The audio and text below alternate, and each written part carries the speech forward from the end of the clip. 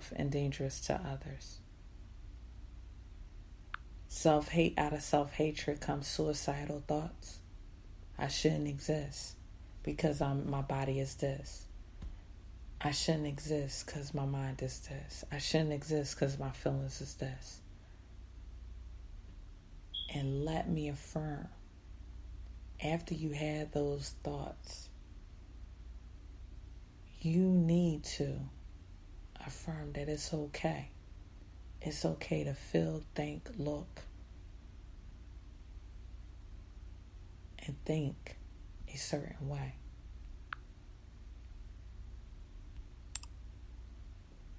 And when the thoughts get so overwhelming, it's very important to seek help. And when you identify with friends that's going through this, if they are not able to deal with self, you should make sure they seek help. You shouldn't take it as lightly as, oh, this is just a passing moment for them.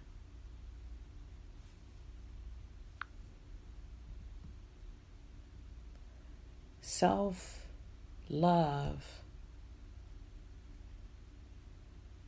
and defining what self-love looks like in your life starts at home.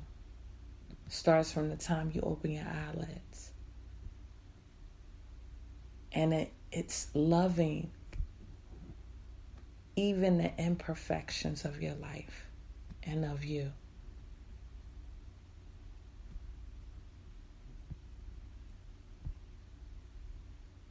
And as parents,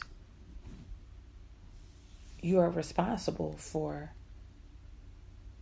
giving that worldview, imparting that worldview every day, affirming your child's existence as they develop. And if you're an adult and you're battling with self-love, be honest with yourself. What's the root of it? Well, when I was little, or this relationship happened, or when I was working here. And then when you deal with the root, say it's okay. And then look at your existence presently and affirm the positives.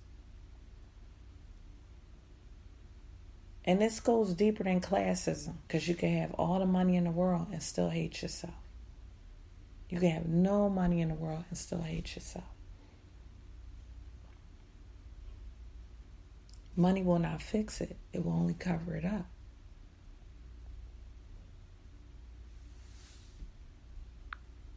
Lack of money will make it look like something totally different.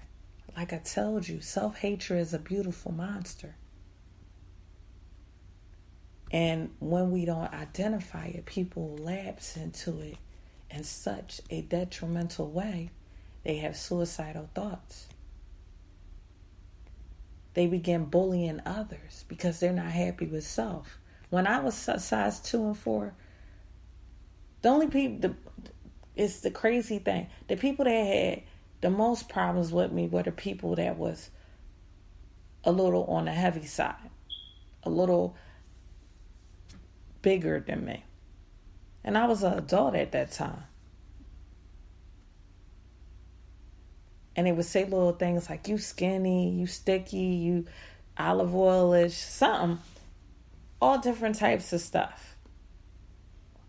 And it happened so long ago that I had to create a rebuttal to make them look at themselves and not attack them. Because I had to become sensitive to their existence and what they was battling with, and how they was deflecting their emotions onto me. So the problem is not my existence. The problem is you being satisfied in your existence. I wish I had time. And so sometimes when people are verbally, mentally, or emotionally attacking you, it might be something going on with them. And you need to be sensitive to that and respond to it in a way that you don't carry on negative emotions. And then number two, you build healthy boundaries. This person is dangerous to themselves. I don't need to engage in a very intimate and close connection with them if they're dangerous towards self.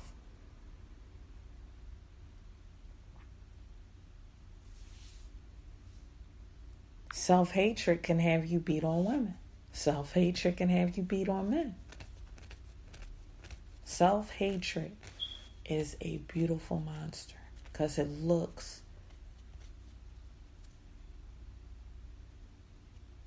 and it's shaped in so many different ways in society. And as I close on this first part of self-hatred, I really want those that are under my voice and those that know people that are battling with it, that any imperfection that you might have about yourself, any negative thought you might have about yourself, dismantle the intensity of that thought. Get to the root of it and find the qualities that make you uniquely you. Because your flaws are not going to go anywhere. Everyone has flaws. Your imperfections are not going to go anywhere. Everyone has them. Bad experiences in your past, everyone has them in some shape or form. Get to the root of it. If you can't get to the root of it yourself, get help. Don't let it escalate to suicidal thoughts, because your existence is so important to someone. Your existence puts a smile in someone's thoughts. And you need to know that. It impacts others. Some words that you might say that might be light might be heavy to other people. You were born with a purpose and a reason.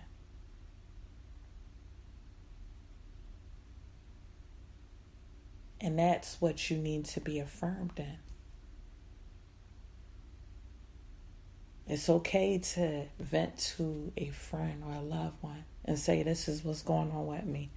I want to be accountable. I'm hiding it in food and sex and different activities. And I want to stop. It's never too late. It is never too late. Under the sound of my voice, we all do bad stuff. If we don't do that stuff, we think bad things. And you need to identify it, affirm that's a part of you, and then focus on the positive. Even the worst of people have positive in them. Positive things. Your eyes might be bluer than someone else's. Your eyelashes might be longer than others. Your lips might be fuller than others. Your skin tone might be bronze. Your skin tone might be olive. Whatever nationality you are, look at yourself and love your existence. Love the things that make you uniquely you. Love your name. It's your name. Unless you want to pay thousands of dollars to change it. Self-hatred is a beautiful monster that comes out in different ways. And once that monster is created, it's hard to tame it. So dismantle thoughts that can propel you into self-hatred. Love self. This is just covering the surface of how self-hatred. I'm going to dive in deeper on our next episode.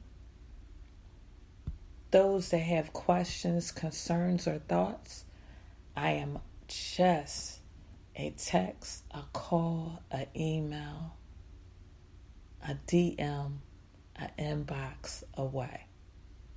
Tune in this Thursday as we cover the next part of self-hatred. This is ER Emotional Response Podcast.